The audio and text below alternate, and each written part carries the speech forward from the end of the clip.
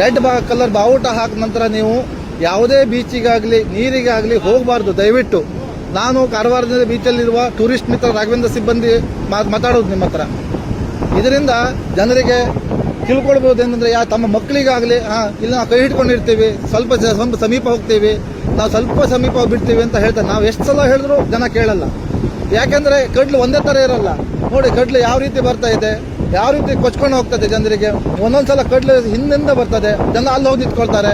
ಒಂದೇ ಸಲ ಕಡ್ಲು ಮೇಲ್ಗಡೆಯಿಂದ ಬರ್ತದೆ, ಅವಾಗ ಕೊಚ್ಕೊಂಡು ಹೋಗ್ಬಿಡ್ತಾರೆ. ಕೆಳಗಿಂದ ರಿಪ್ ಕರೆಂಟ್ ಇರುತ್ತೆ ಸಮುದ್ರಕ್ಕೆ. ಯಾವೊಬ್ಬ ಫಿಶರ್ ಮ್ಯಾನ್ ಸುದ್ದ ನೀರಿಗೆ ಹೋಗಲ್ಲ ಈ ಟೈಮಿಗೆ. ಆದರೆ ಬಂದಂಥ ಪ್ರವಾಸಿಗರು ನಮ್ಮ ಮಾತಿಗೆ ಬೆಲೆನೇ ಕೊಡಲ್ಲ. ಒಂದೊಂದು ಟೈಮಿಗೆ ನಾವು ಇಷ್ಟಕ್ಕೆ ಹೇಳ್ತೀವಿ, ಯಾರ ಸಲುವಾಗಿ ಹೇಳ್ಕೊಳ್ತೀವಿ, ಯಾವುದೇ ಇನ್ಸಿಡೆಂಟ್ ಆಗಬಾರ್ದು ಅಂತ ಒಂದು ರಿಕ್ವೆಸ್ಟ್ ಮಾಡ್ಕೊಳ್ತೀವಿ ಪ್ರವಾಸಿಗರಿಗೆ. ಯಾಕೆಂದರೆ ನೀವು ಕಾರವಾರ ಆಗಲಿ ಕುಮಟಾ ಆಗಲಿ ಯಾವುದೇ ಸಮುದ್ರ ತೀರಕ್ಕೆ ಮಳೆಗಾಲದಲ್ಲಿ ಜೂನ್ ಜುಲೈ ಆಗಸ್ಟ್ ಯಾವುದೇ ಟ್ರಿಪ್ ಕೈಗೊಳ್ಳಬೇಡಿ ಅಂತ ವಿನಂತಿ ಮಾಡ್ಕೊಳ್ತೀವಿ. ಯಾಕೆಂದರೆ ನಿಮ್ಮ ಜೀವಕ್ಕೆ ಅಪಾಯ ಇದು. ದಯವಿಟ್ಟು ನಿಮ್ಮಲ್ಲಿ ಹೇಳ್ಕೊಳ್ತೀವಿ, ಟೂರಿಸ್ಟ್ ಮಿತ್ರನಾದ ರಾಘವೇಂದ್ರ ನಾಯ್ಕ್ ಸಿಬ್ಬಂದಿ ಕಾರವಾರದಿಂದ ನೀವು ಜೂನ್ ಜುಲೈ ಆಗಸ್ಟಲ್ಲಿ ನಿಮ್ಮದು ಯಾವುದೇ ಟ್ರಿಪ್ಪು ಬೀಚಿಗೆ ಹೋಗುವಂಥ ಟ್ರಿಪ್ಪನ್ನು ಕ್ಯಾನ್ಸಲ್ ಮಾಡಿ ಯಾವುದಾದ್ರು ದೇವಸ್ಥಾನ ಟೆಂಪಲ್ಗೆ ಹೋಗಿ ಬನ್ನಿ. ದಯವಿಟ್ಟು ನಿಮ್ಮಲ್ಲಿ ವಿನಂತಿ ಮಾಡ್ಕೊಳ್ತೀವಿ.